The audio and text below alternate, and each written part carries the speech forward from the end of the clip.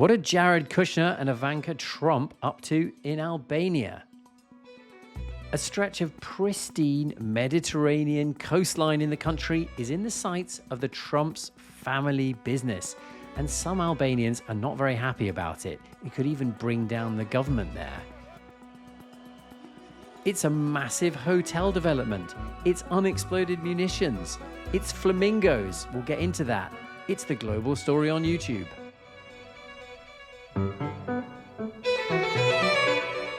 My name is Emily Wither and I'm a journalist based in Istanbul working for the BBC, and I recently went to Albania and made a documentary about this luxury tourism resort on Albania's coast. Well, Emily, it's so great to have you with us. Albania is a fascinating place and this is a fascinating story. What are the scenes in the capital, Tirana, right now?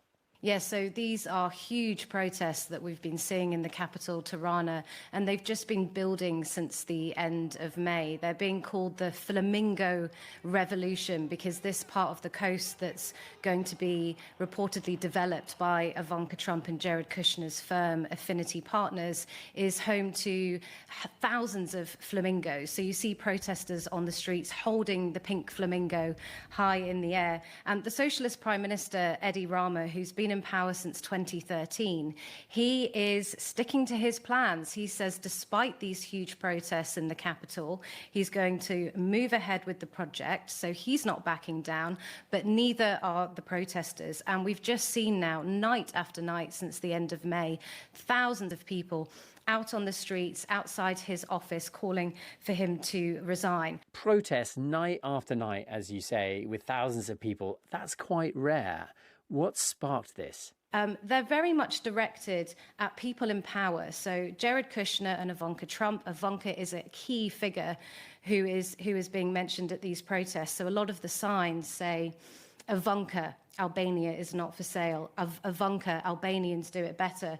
There was one that caught my eye, which said that Albanians don't want rich kids to steal what is mine. So they see this as an issue with their government and how the government is selling off land to the highest bidder. So this is all about a development on Albania's coast and on an island, a luxury tourism development that could completely change the area. And this is an area of ecological importance. This has been rumoured for some time, but no building work had started. And then at the end of May, some barbed wire fencing started appearing on one of the beaches. And so a small group of protesters went down to this fence and they were protesting about the potential beginning of this big construction project that's being led and backed by Jared Kushner's firm.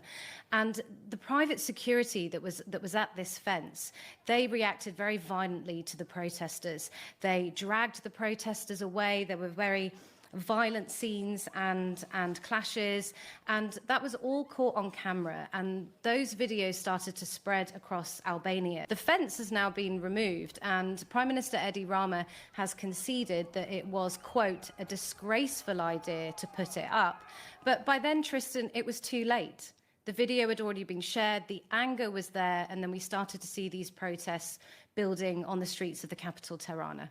Why did Jared Kushner and Ivanka Trump want to invest in Albania, of all places?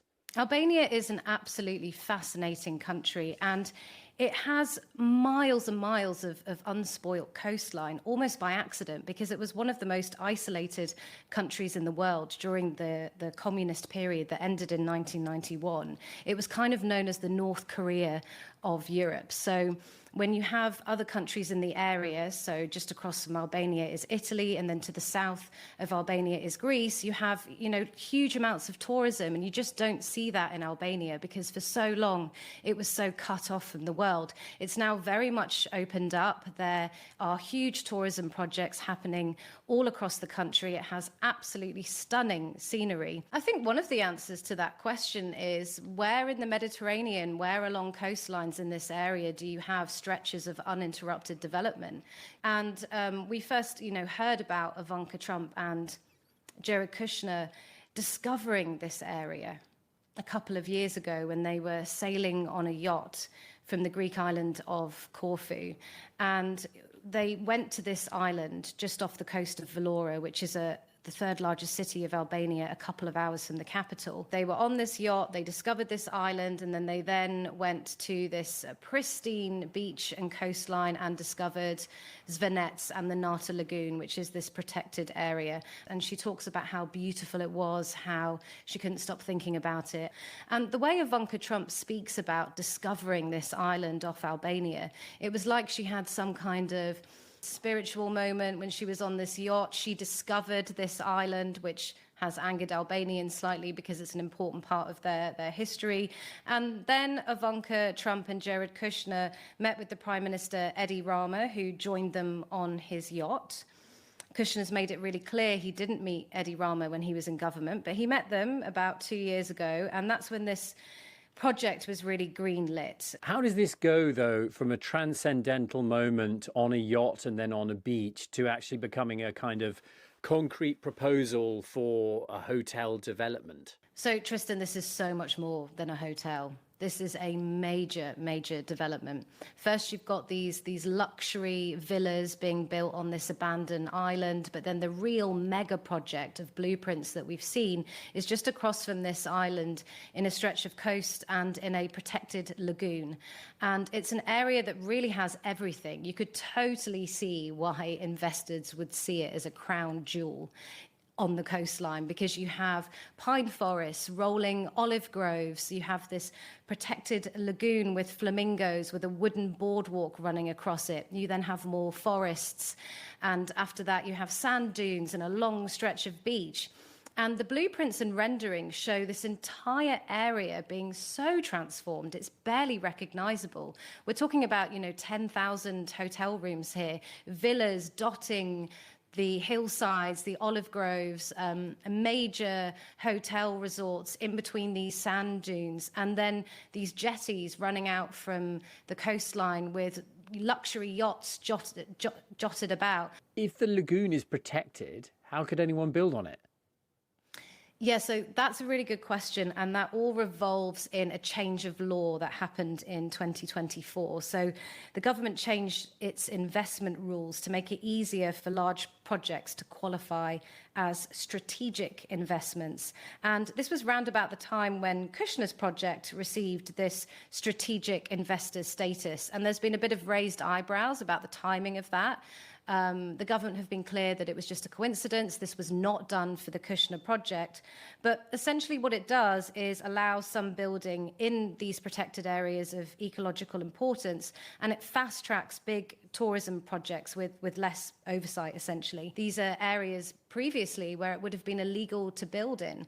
And in this particular area, in the lagoon and on the beach, you couldn't even camp there. There were signs saying, that you couldn't camp, you couldn't stay there.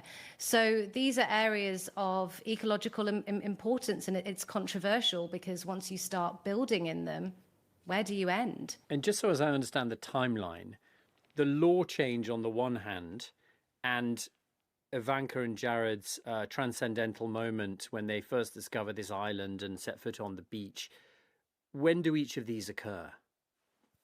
So they discovered this island shortly before the change in law, and then the project was greenlit. And so that has also caused some speculation among protesters that this law was specifically set up to benefit this project. That's been denied by all parties.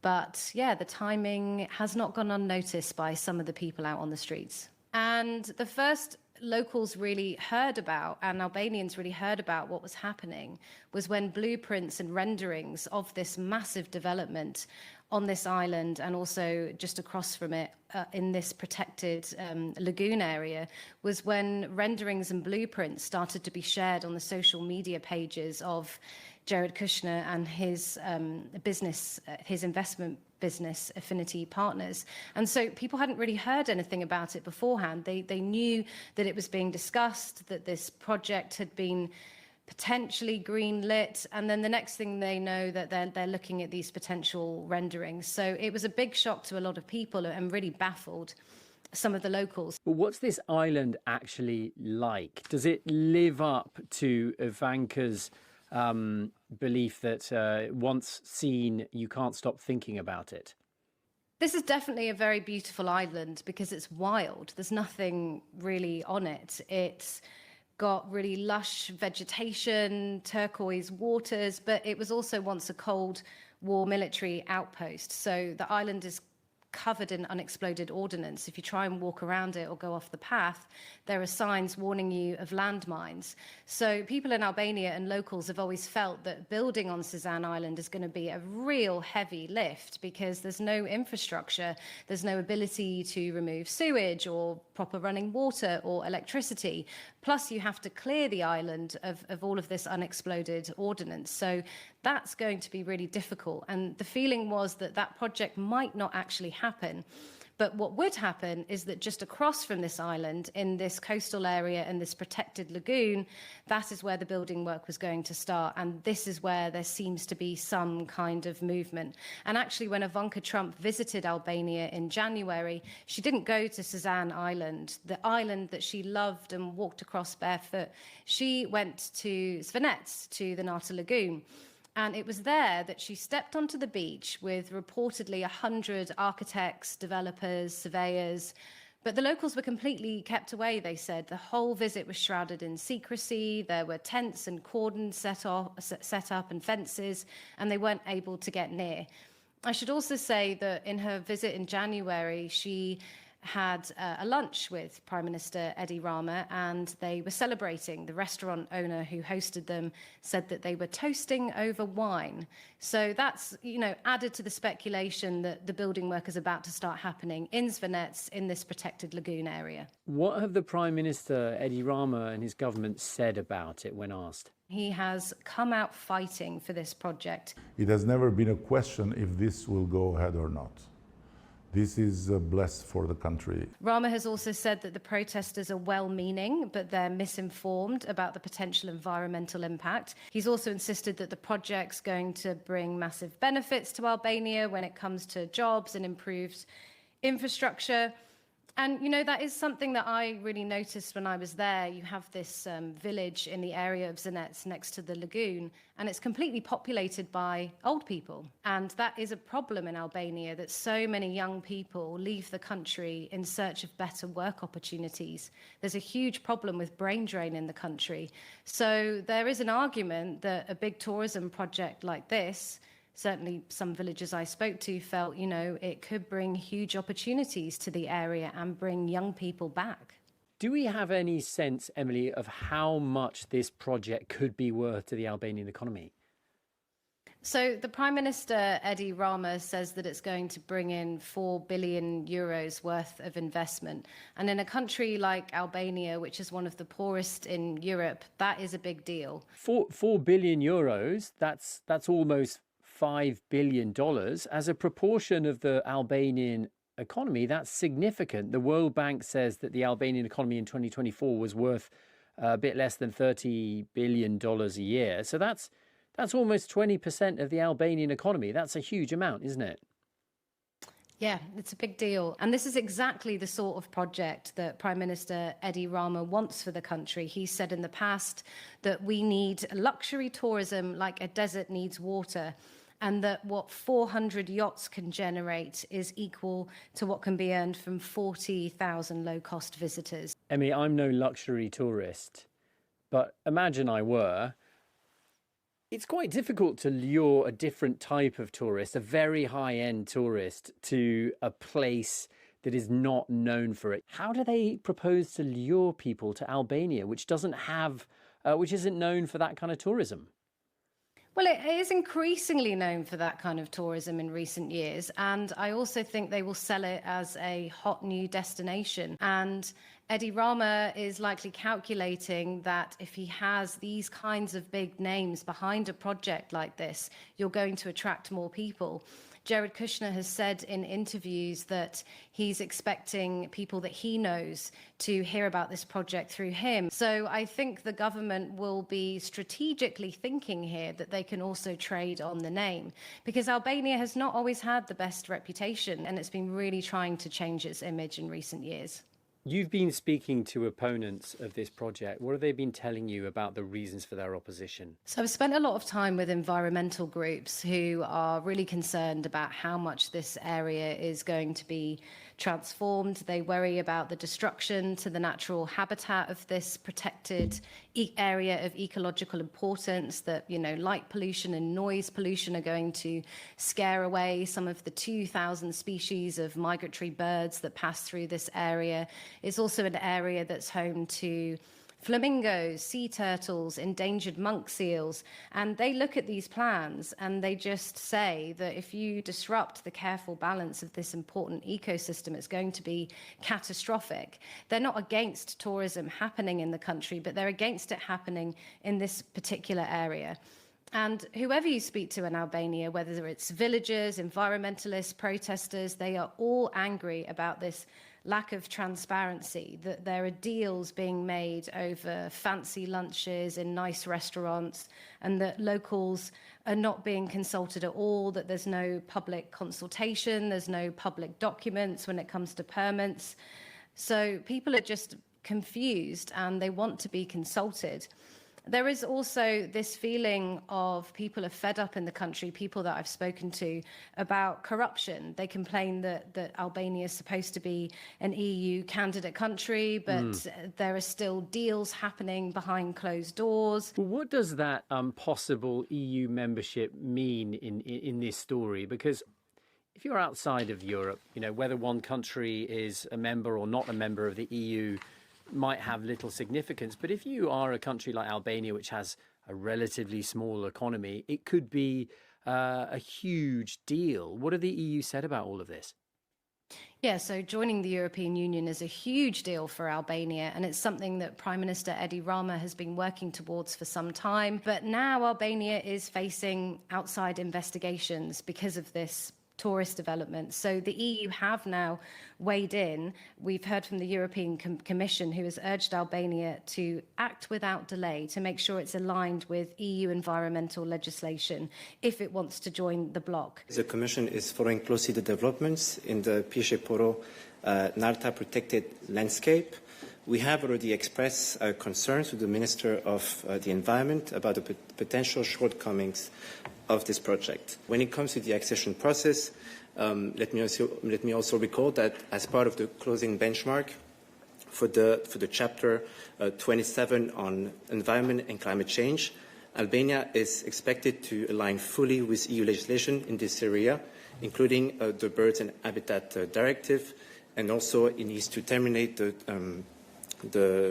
2015 legislation on strategic investment. Prime Minister Rama has hit back and said that they will be carrying out an environmental impact assessment, but then separately to that, he's also facing possible corruption charges. We know that Albania's anti-corruption prosecution body has also announced that it's going to be launching a probe about this project, including controversial legislation that was made in 2024 that impacted the area's protected status and also how land ownership could be obtained.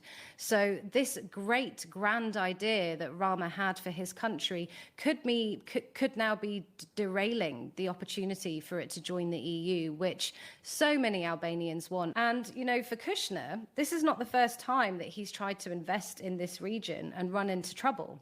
In 2024, he struck a deal with the Serbian government to build a Trump hotel at the site of a building that was bombed by NATO in the 90s. But there was so much opposition and so much protest that it had to be abandoned the following year. In the Serbia case, 4 government officials were charged with abuse of power and forgery in connection with the project hours before Affinity Partners announced that they were pulling out. These officials deny these charges, but it does give you a sense of potentially how high the stakes could be for Edi Rama's government. Okay, well, that's fascinating. So Jared Kushner has previous then, in the sense that this isn't even the first hotel he's tried to build in the Balkans.